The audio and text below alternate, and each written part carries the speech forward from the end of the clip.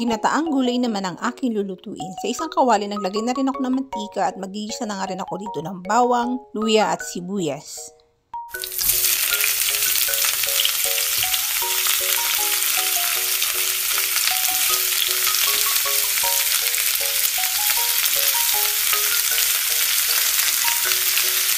Nang maigisa ko na nga rin dito yung bawang, sibuyas, tsaka yung luya, ilalagay ko na nga rin dito yung kalabasa. Maglalagay nga rin ako ng konting tubig, palalambutin ko lang din yung kalabasa ng mga ilang minuto.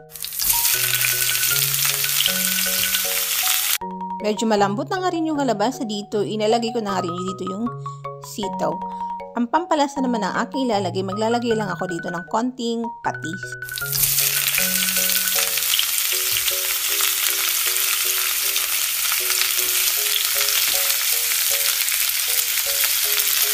Ilalagay ko na nga rin dito yung kakang-gata at pakukulang ko lang dito ng mga ilang minuto. Masarap nga rin talaga sa gulay yung nagmamatikay yung gata sa pagkakaluto. Bali naglagay na rin ako dito ng siling haba.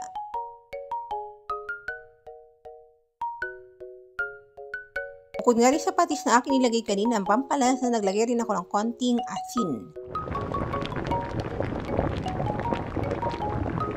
Parang lalo masarap yung ating ginataang gulay, ang ipangsasahog kong ilalagay dito yung hipon.